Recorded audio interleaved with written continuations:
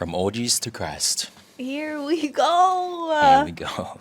In this podcast video that you're watching right now, we're going to speak about our testimony, coming back to God, and just sharing our story. And if you are new here, who are we?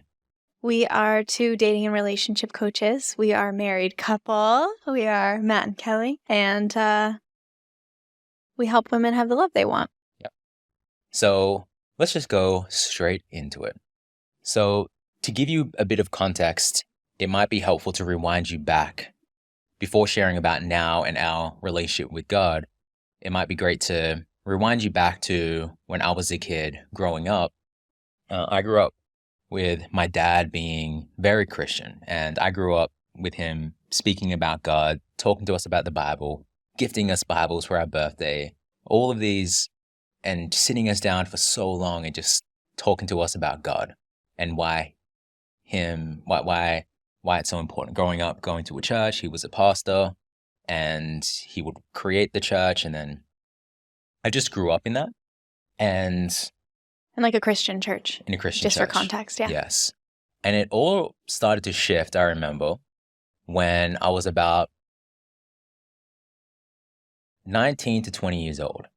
So growing up, it was really challenging. It was like I was a closet Christian. I felt ashamed to speak about God, you know what I mean? And for me, my dad would drive us. I think I told you about this, where dad would drive us to the beach, and he would go and approach people and just speak about God. And he's like, "Come with me," and then go to this person. And I'm like, "Dad, I feel so ashamed right now. I know these people. These are my friends from school." So I just felt ashamed. Yeah, I still get that. Yeah. Mm. It also makes sense, like kids just wanting to belong, not wanting to fit in, trying to go with what the crowd is doing. However, I learned a lot of useful lessons, and it all started to shift when I was dating a girl who I really liked. And at this point, I was still like a closet Christian. I didn't really talk about him much. And we just got on the topic of God and the Bible. And she started to say all of these different things that was debunking the Bible from her idea. And because I didn't know all of the facts, I didn't know how to conversate, and also I just felt some shame with even claiming that I was Christian, I started to completely disown my idea, my belief in God for the sake of that connection. And that was kind of like a crack in the armor, a crack in my armor around my belief around God. And then from that was like a stepping stone from leading astray. Does that make sense? Mm-hmm. And after that, I just started to do things and act certain ways that wasn't in alignment with how I used to live. And I was actually, I've told you this, but I was actually I wanted to be a pastor. Yeah, I remember you saying that. Which is like a really interesting thought. Like growing up, I was a personal trainer for 7 years, and in the very first 2 or 3 years, I was like, I want to be a pastor one day. I want to speak about business. I want to speak about all these different principles, but in a godly way. And yeah, there was just so many events like that just led me astray. And from there, I just started to live a life. We'll talk about our story of, before we met, some of the things that we used to do and going to orgies, for example. We'll talk about the whole story in a second. And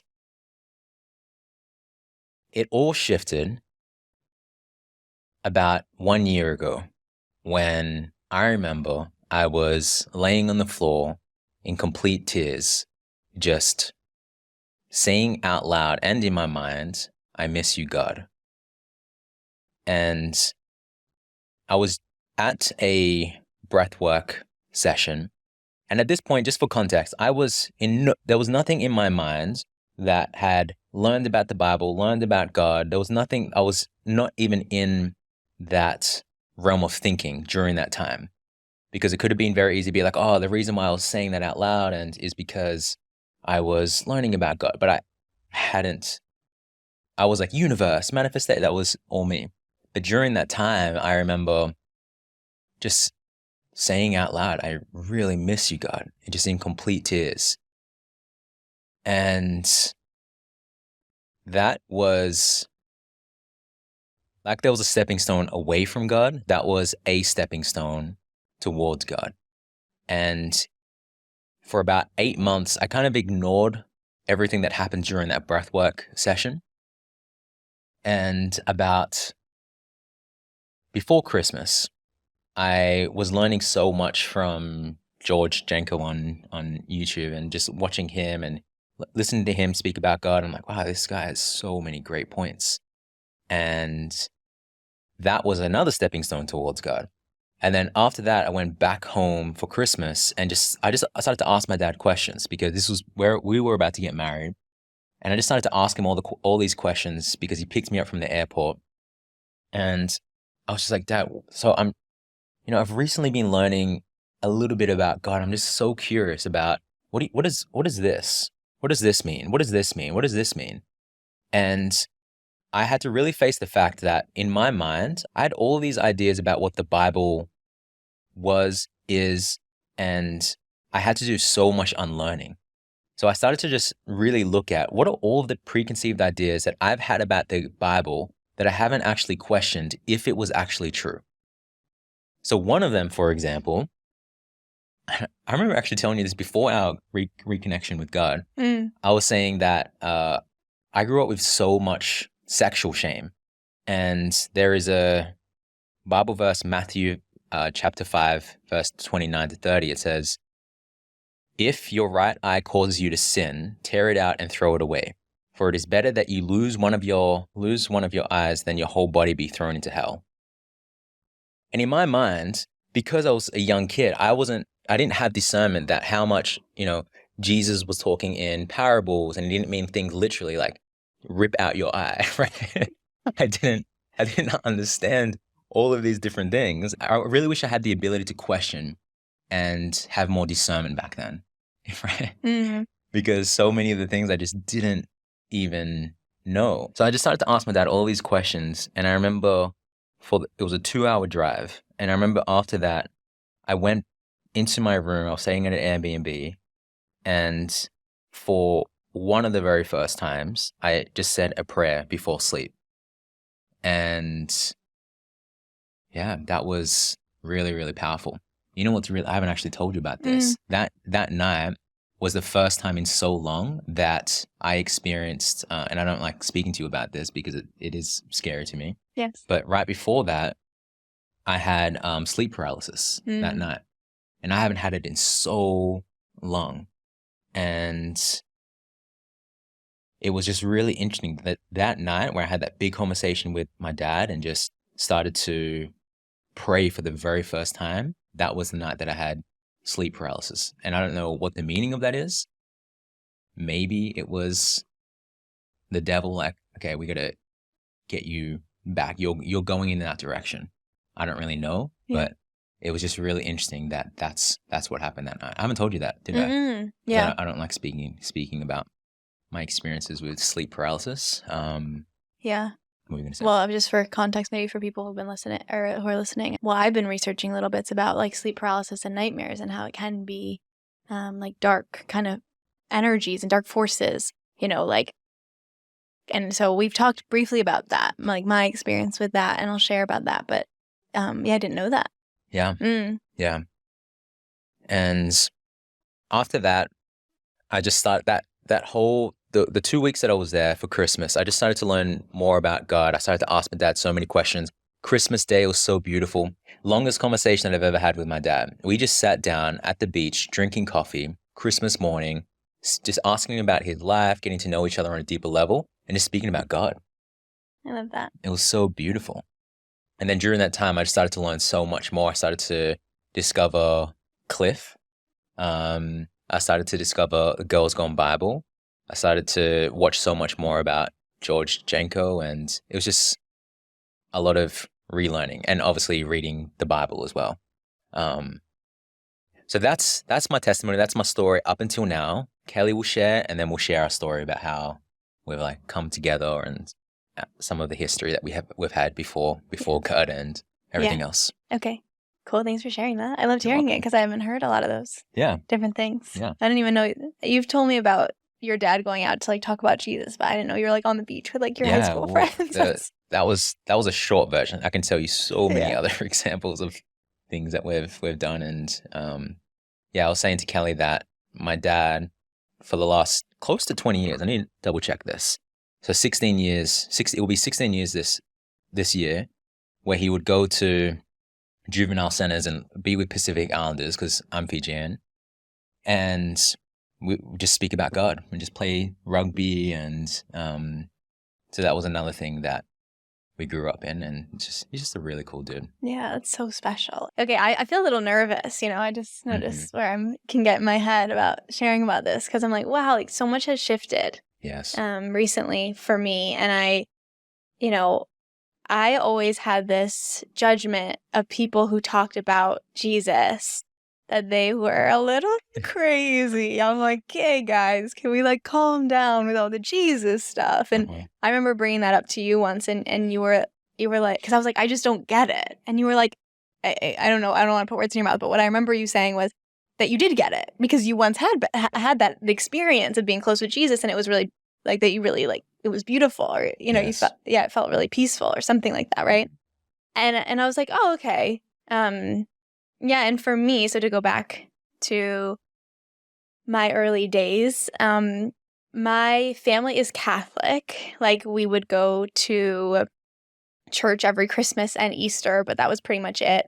I went to Catholic school for a few years, and I actually remember my great-grandma being very, very Catholic, very much loving Jesus, but that was kind of the only person in my family who was kind of actively in their faith. And actually, in my immediate family, my parents were really into manifestation, aliens, like New Age beliefs and practices. And really my mom used to bring us to a church. It was called like Science of Mind or something. And what they used to teach there was that you are God, and you can, create your reality. And we would make vision boards and, watch The Secret when it came out, and there was a part of me that just so much loved that, because it felt like this secret, this key to life that I was getting to learn at a really young age. And then there was a dark side of that too, of just like when my vision board wouldn't come true, at 10 years old, when the boy that I liked wouldn't like me back, or I didn't manifest the acting career I wanted, I felt like I was doing something wrong. Like I just felt like a failure, and I didn't understand it. And anyways, I just kind of left that there and just kind of kept trying. And so that was really more of our belief system at home. I wouldn't say it was Catholic. It wasn't Christian, nothing about Jesus at all. It was just, like manifestation, New Age stuff.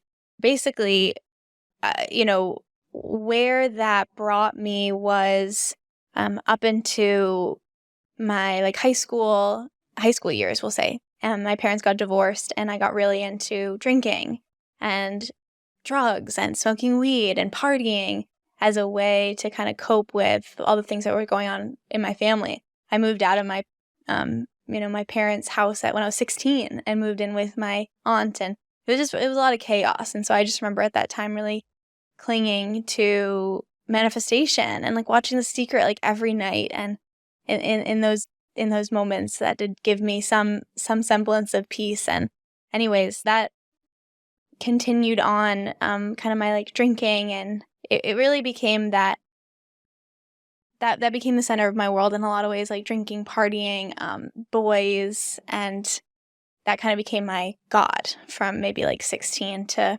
22. And I feel like when I look back on different parts of my life, it was like all these different things, like pursuing different things is like trying to make them like my God, whether that be, drinking, or trying to be an actress, or then moving to LA, trying to be a dancer, like just always searching. And I think a big theme in my life, like even when I was young, my mom used to bring us to the bookstore, and I would like sit in the religion section, and I would read the Buddhist book, and I would read the Kabbalah book, and I was like, which one? Like, what do I believe? What do I think is true?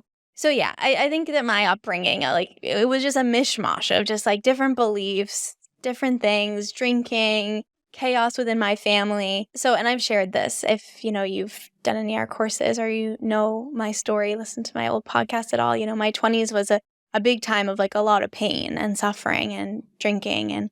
And I got an abortion when I was 19. I was sleeping around. I was drinking a lot, like blacking out like 4 days a week.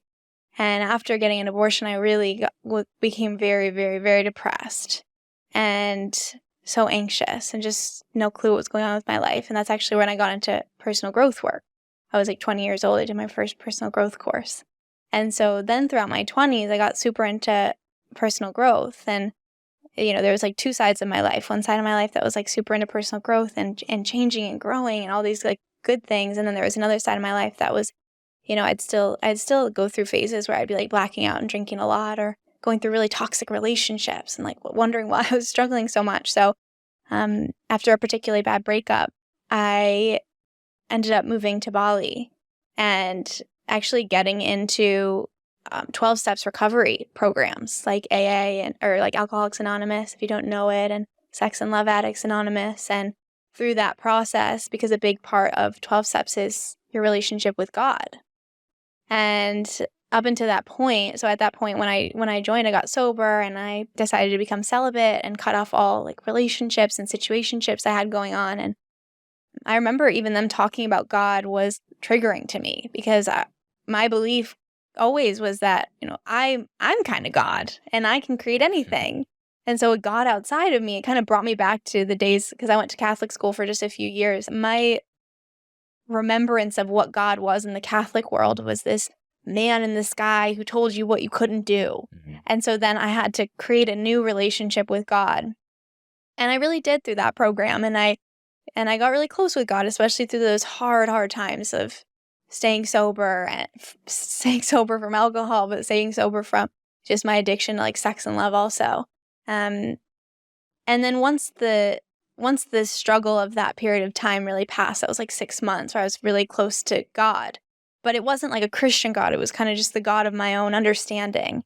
And after that passed, I kind of just went on with my life, building my business. We met and just continued creating my own idea of really what God was and trying to find God in all these different places and ideas and methodologies and programs. So what I want to say here before we kind of get to our joint story is over the last like couple years, I have been more and more interested in understanding Christian faith actually, but more from like an intellectual level. I got into it because we really started coaching about relationships. And I started to notice that people who had their faith at the center of their relationship, who had God at the center of their relationships worked more often than people who didn't. And I was like, oh, that's so interesting, and I listened to like all of Jordan Peterson's like talks about the Bible, but he's not really speaking from a religious place. It's more like an intellectual, psychological place. But I feel like God was kind of pursuing me in all these different ways and like slowly opening me up to the idea of God. More recently, you were watching videos from George Janko, and he was talking about Jesus. And I had my initial like kind of cringe because I still had that, like even just like 4 months ago or 5 months ago or something, whenever this was. There was something about him, and also we were watching Girls Gone Bible, them, that just drew me in. It was like their peacefulness and their courage and I just like, it was just like an aura around them of like peace that I just felt so drawn into. I was like, I want to hang out with them. Like, I trust them. And I was like, what is this? And so I started listening to more podcasts from them. And I just softened that part of me that automatically tuned out and cringed when I heard people talk about Jesus. And I just consciously decided to open to hear it. And I remember I listened to one podcast where I opened to hear it, and I came downstairs and I told you, I was like, wait, okay, I'm kind of getting the Jesus thing. Like, what was it? Why did I start to get it? No. What? Oh, it was a Girls Gone Bible podcast. Oh, awesome. Yeah. And I was just, I was like, okay, I get it. I get kind of the Jesus thing, because even though I cringe when people said Jesus, I always felt like I had a good relationship with Jesus. Like we would talk about it. I'd be like, Jesus was a cool guy. Like, he was like an enlightened being. He was like an ascended master. It's kind of like more of that like new age sense of Jesus. And I was like, I don't even know if Jesus existed. Remember, I would always just doubt that he existed. And listening to Cliff has been so helpful to like see. In my mind, I'm like, I want evidence. And then he broke it down so beautifully. But I remember feeling that as well when I first listened to George, and for sure the Girls Gone Bible, but specifically George in that moment. I was like, he has something that I want, and I don't know how to put words into it. I was watching right here on the TV behind this camera. And thinking that. So that's really interesting that you thought the same way. Yeah. I feel like we were both like entranced by it, you know? Yeah. And okay, so then we can kind of get in. I think from there, I was entranced by it, and I just couldn't stop watching the podcast. And then our joint story kind of started with watching The Chosen, and well, it started before that. Yeah. So our joint story was when I told you about like my conversations with Dad, and we're sitting right here, and we had a conversation about the play parties. Actually, let me rewind you back. So for those of you who don't know, when Kelley and we first met, we had our first date. We met on Instagram. I asked her to come feed cows with me, and we had our very first date, which was like a 2-hour date. That next day, I was going to a play party, which is an orgy, right?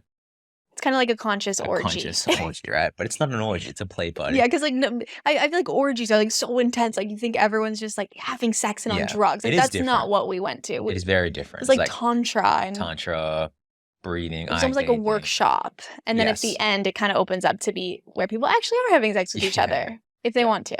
So before I met Kelley, I was already going to that before our very first date. Yeah. And you were also going to that as well. And then after that, we've been to other ones and other. Yeah, a couple play parties. A few. Inside of our relationship. Yes. So we need to know for now. And at the same time, we were here maybe 5 to 6 months ago in this exact same spot, just over there. And you asked the question. Do you remember you asked the question something along the lines of, do you want to go to another one or something? I think I just asked an open-ended question of, would you want to go to another one again? Yeah. And I said, no. And then you got happy when you I was so relieved because I was like, wait, me neither. Yeah. And I thought you'd want to. And yeah. And I said to Kelley, you asked why. And I said, I'm going to paraphrase here. Do you remember what I said? Well, I think you just said that you didn't want to risk anything getting in between our relationship. Yeah. I said, I didn't want to risk anything coming between us. And also just reconnecting to God has really had me just think about the principles that I want to live in. And so that's what I said. And then that really opened up a whole other conversation about, wait, you like, tell me more. And I started to talk to you about how I've like been learning a lot and listening to podcasts and reading. And so then after that,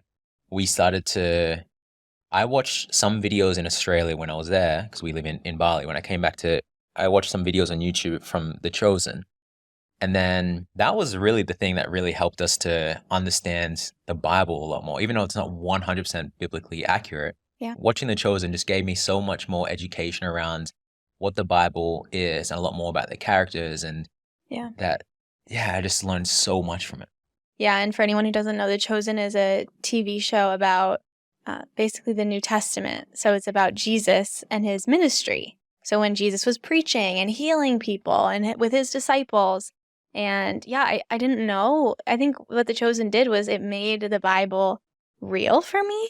Yes. You know, I think it's hard to just open up a big book full of words, tiny words. But then when I saw it actually playing out in front of me, all of a sudden I felt this whole new connection to Jesus and what he actually did. I loved that. We binge watched The Chosen. Yeah. We were watching it all the time. Yeah. And then that also accelerated more of our desire to want to know more, right? Right. Yeah. Then after that, I'm like, wait, what is all this about? Did that actually happen? Let me read Matthew and let me read this and let me read all of this. And that downloaded the Bible app on our phone. And yes. And just it really accelerated our desire to want to know God more. So then we started reading the Bible every morning, both of us. Yeah. And I feel like the Chosen really accelerated both of our desire to want to know more about God. Definitely. All of a sudden it was real and I was interested and intrigued and like it felt like people I knew. The characters of the Bible weren't just words on a page. Yes. They were real. Yeah, and then so we were also encouraged to start reading the Bible just through the podcast we were listening to, especially Girls Gone Bible, which we love. They just really encourage, like, read the Bible, read the Bible, read the Bible. So you downloaded the Bible app. Yeah. And then I was inspired to download the Bible app because of you. Yeah. Yeah, that was really helpful. We watched George when they were both on, Angela and Ari, and that was something that was really helpful. Like, start the morning off that way, putting on your armor. So something that really changed for me in this process is something I've been struggling with for a while is waking up feeling really anxious. And I shared that with you. And I was like, why do I feel anxious? I meditate in the morning. I was doing all these practices and my morning practice just kind of kept getting longer and longer. And it just felt like, meditation would help. But then again, the next day I am anxious. I am, and it's like meditation would only help for kind of a short period of time. But what started to happen when I was reading the Bible every morning is I'd wake up and I'd be so looking forward to reading the Bible and I'd feel this real sense of peace. As I was reading these beautiful verses about how God's like watching over us and loving us and guiding us and pursuing us, I was just like, wow. I just started to surrender into so much peace. And that was really big because I had really tried everything to stop feeling anxious in the morning. And I actually stopped feeling anxious in the mornings. Yeah, there's been so many changes. Like, since reconnecting with God, I remember I'm part of a men's group, and I wear like a Whoop band to sleep, and it just tracks certain things like my heart rate variability, my heart rate, how great I've slept. And since connecting with God, right? Because for me, it was more so financial anxiety, right? Like, since we're moving to the USA. And we're going to be having a baby. We're planning on having a baby. In my mind, I'm like, okay, there's so much more money that gets to come in from now. And then my mind started to create anxiety. And then reconnecting with God, I just started to feel that anxiety totally go away or dissipate so much more. My ego would still come in. But what I saw from a data standpoint is my heart rate variability just went straight up. My recovery went straight up. And the only thing that was different, because I was stretching, 30 to 40 minutes every single night, but the only thing that was different was reconnecting with God. And then I could see from a data standpoint how much that actually just helped with everything, stress levels, recovery.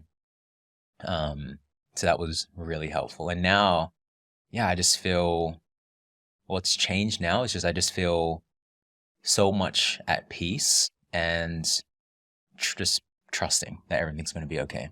In my mind, there was this unconscious, like right now, there is a sound going on. We can hear like the air conditioner. For those of you listening right now, maybe if you just pay attention, there is probably some sounds that's going on in the background that maybe you weren't even aware of until you just notice it just then. And that's what was going on for me. There was this unconscious idea going on in the background that it's not going to be okay. That just life isn't going to be okay. We're not going to be okay. I'm not going to be okay. And then reconnecting with God, it was like that sound that was going off in the background just turned off. Yeah. And it just feels peaceful. Yeah. Yeah. And it's so cool because even with like my anxiety or your fears, we would use the tools that we had. Yes. The tools we teach of like questioning your thoughts and meditating and, looking at our deeper stories going on. And that would give us, of course, relief. But yeah, I relate to just that background noise of just like, little anxiety, and that stuff, it helped, but this has helped on it's like a whole, now a new foundation. Yes. It shifted everything. Something that I think made a massive difference, and I would recommend for anyone who's like curious about this and maybe hasn't done this, is just to actually, I was listening to all this stuff and I kept hearing again and again, just invite Jesus in to your heart and invite Jesus to show you, if he really is all these things that people were saying he was, like God and like the highest power and all this stuff. It's like people were saying, as I was listening to all these people talk about Jesus, if you invite him in and you ask to be shown, that he will show you.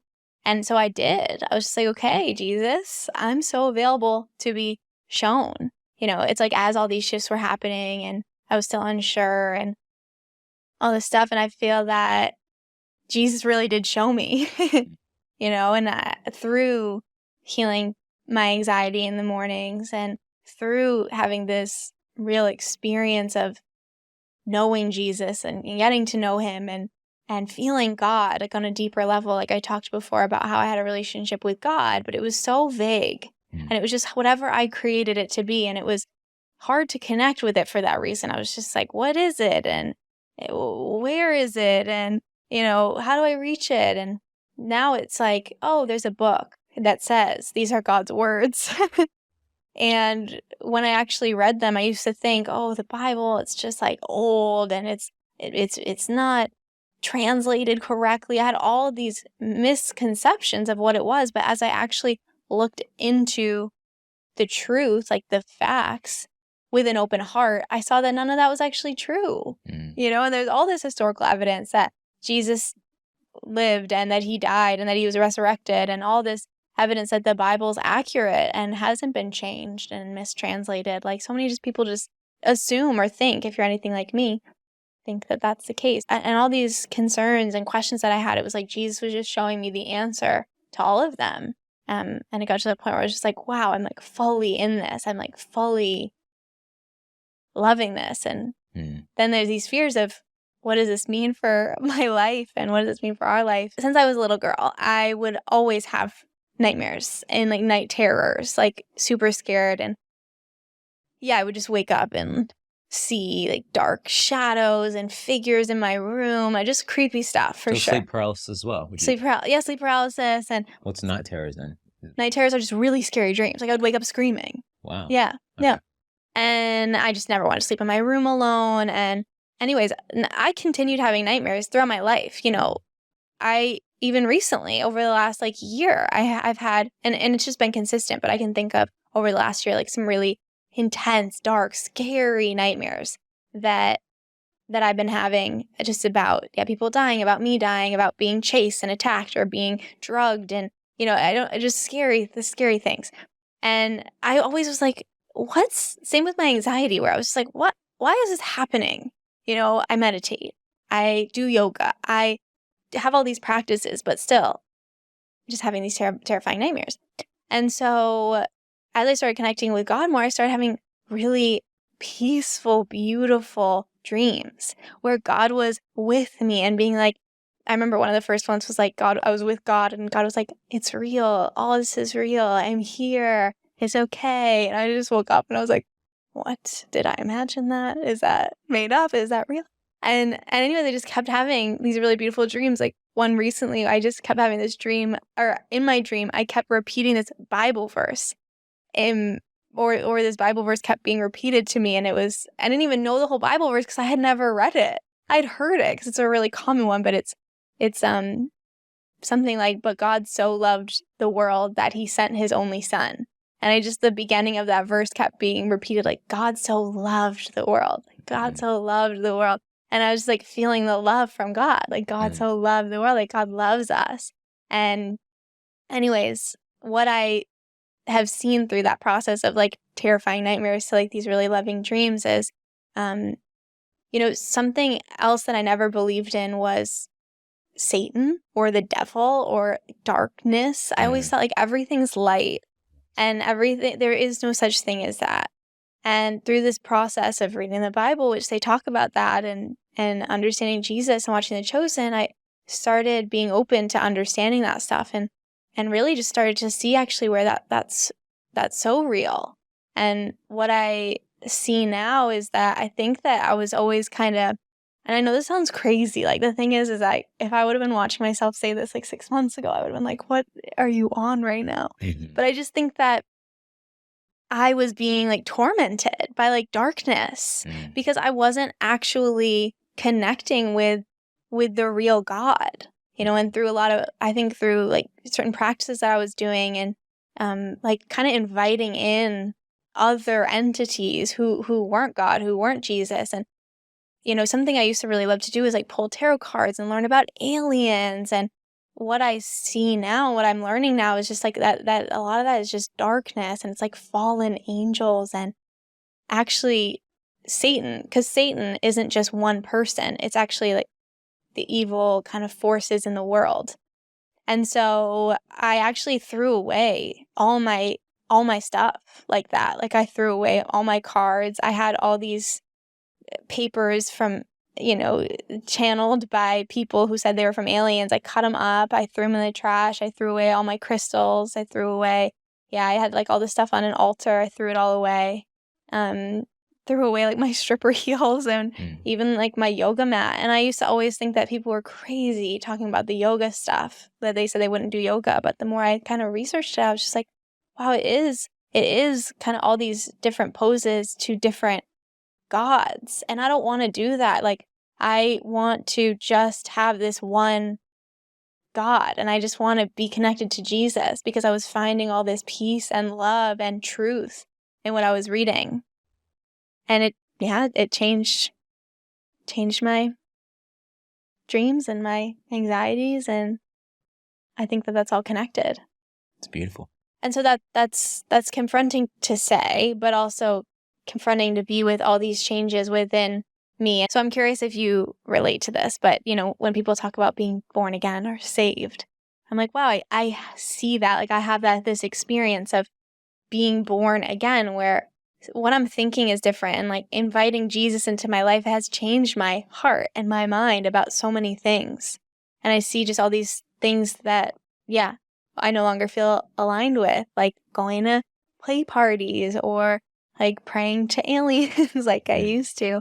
And I'm curious, do you know what I mean by that? Like, experience of like when people say like born again and saved and things. I haven't really thought about it up until now. Being born again. I don't know if I would word it that way. For me, it's more so, I guess there's multiple ways to spin it. For me, I just feel reconnected. It's like I was offline and now I'm online with God, I like it's like I lost the Wi-Fi connection. It's like, oh yeah, it's just reconnected. Yeah, because it's different for you because you have had that relationship in the past. Like, I hadn't. Yeah. So now, what's to come? What's going to be different? It's probably what people are thinking. Are you guys going to have a Christian podcast? Is all your programs going to be Christian? So what would you say to that? What's going to be different? What's going to be different, I think that I don't know yet. I couldn't say I know the whole vision of it. What I know for sure, and I told you this the other day, is that I just want to be really careful about where I guide people spiritually. Yes. And so I deleted a lot of stuff from our programs, not a lot, but anything that was more on the spiritual end, like connecting to spirits or the divine. Deleted that stuff. And we re-recorded a lot of things, took out a lot of things that I didn't realize like how much I actually swear. I used to swear so much, and I'm still catching myself a lot as well. And also, thanks to the Girls Gone Bible, like just calling George forward on that. Like, I've really been like, wow, okay. I didn't realize how much I actually swear. And even the videos, I had to like edit them all, cut them all out. And so, and I also think that looking at the Bible and just how what a man should be, like a godly man and a godly woman and relationship dynamics, it's like a blueprint for an amazing, beautiful, healthy, and loving relationship. Completely. It's all there. Completely. And it's so much of what we had been teaching. Polarity. Yeah, polarity and man roles. leads. I'm like, okay, awesome. Got it. Woman. Simple. Yes. And I really appreciate that. Yeah. Because I was like, okay, what book has before I was like, okay, so what teacher, what book, and we had our own framework, but I was always wanting to get to the root. Like, what's the root of healthy relationships? What's the root of polarity? And it's the Bible. The Bible has it all. Great, easy. Yes. One book. Yeah. We got it. And I think that it's great that we can take principles from that and then expand on it. Right? It's like, what does it mean? What are the nuances of each one? There's so much of the stuff that we've taught that we will keep. You know, like, yeah, I love what you said, the communication and polarity. And now we're going to be learning, I think, a new depth of understanding of all of that. Yeah. With this new background. There's a lot for us to, well, I'll speak for myself. There's a lot for me to learn. I feel like I'm in kindergarten again, you know, as it relates to my spiritual connection with God. So.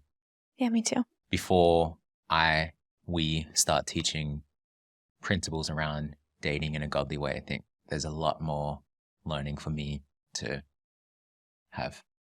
Yeah.